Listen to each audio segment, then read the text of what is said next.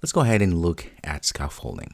One of the things you will realize with scaffolding is that a lot of work that we had to do prior, which for instance in a text we had to add the text direction, you will see that all of that goes away and we gain many other things as well. So what I'm going to do to make it so that it's easier for all of us to learn, as well as not having to create new projects each time, what I'm going to do is in our main here, I'll keep the way it is as this, and we're going to change the class or the view that we're passing here.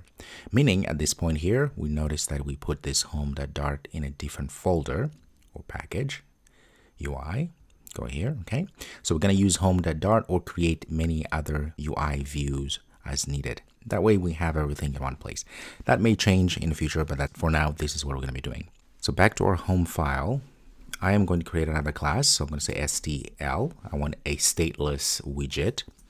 And I'm going to call this Scaffold example, like this. And I'm going to go back to main here, and I'm going to call the Scaffold. Very good. So let's go back to home.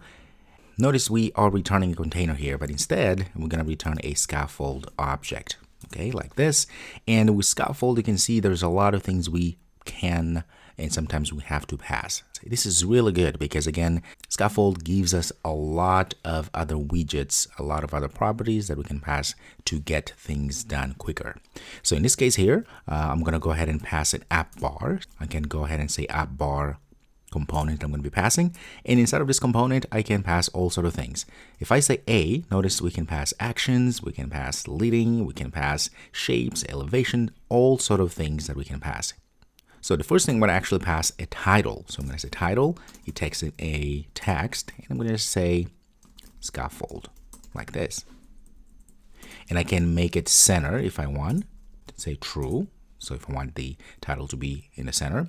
Now the cool thing is, now that we have a scaffolding, if I save this, make sure that I have in my main, I'm calling scaffold like that. Let's go ahead and give it a run. We're going to have some problems here. The reason why we're having this problem is simply because in our main here, instead of doing this way, we actually need to do a different way. Copy this and create a new instance there. So in this case here, in our run app, we need to return a new material app like this. And then in the home property, that's when we are going to call the scaffold example as such. Okay, because we are returning a material app, which then in the home property, we pass the actual view. Save this and let's just give a quick run here. And the moment you do that, you can see now we have this nice bar, app bar here, and the title is scaffold and it's centered. And you guessed it, I can actually say false to centered, and it's going to be to the left. Okay, very good.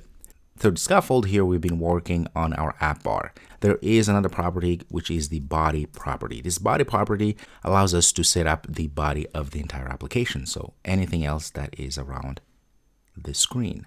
So in this case here, I can go ahead and pass, for instance, a center for now, something like this, and pass child, and I can say text, hello again. If you save, you notice now it says hello again in the middle there. But look at how many things we're given. The other thing we can pass here is the background color. I can say colors, dot, and let's say amber accent as such. Save this, and there we go. You can see the color is showing there. If I want, I can go and get a shade, right, of each of these colors. So I can make it really high, shade of that, it goes back to that. Or I can say shade, maybe something even higher. You can see it gives us a higher tone. We are able to do all these things because we are inside of a scaffold, which gives us the app bar, and then we can add all sort of things into our app bar.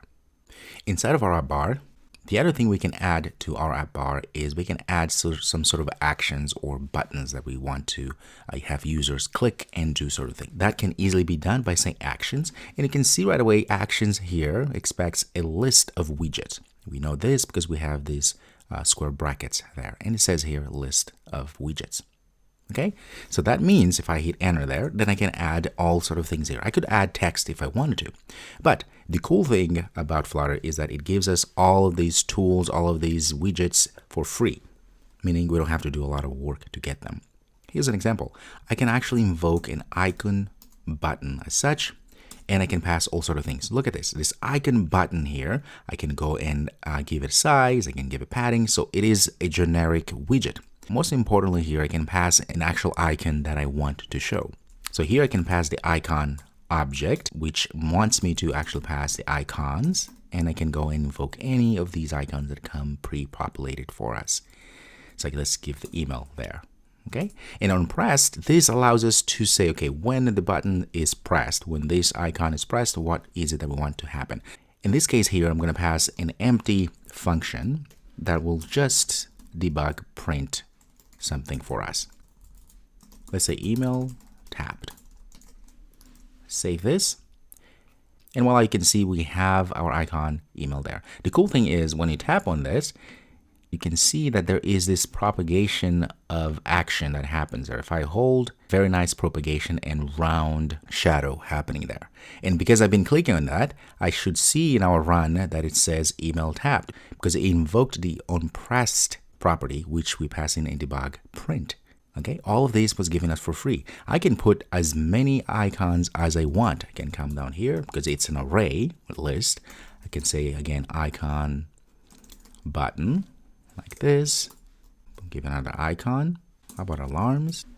And on press here, I'm going to go ahead and pass something else. In this case here, I can actually pass a function or method that I create. So I'm going to go still inside of our class here. I'm going to create a private method here. I'm going to say underscore tap button like this. And in this case here, I'm going to just say debug print. I'm going to say tapped button, something like this. And now that we have this tap button here, I'm going to copy that. And here, I'm going to just go ahead and pass it as such. And notice here, all I have to do is just pass the name of our function.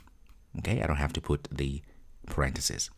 Let's save this and go back here. Notice I have the new button. If you click on that, go back here, you should see that it says tapped button because I have tapped on this access alarm.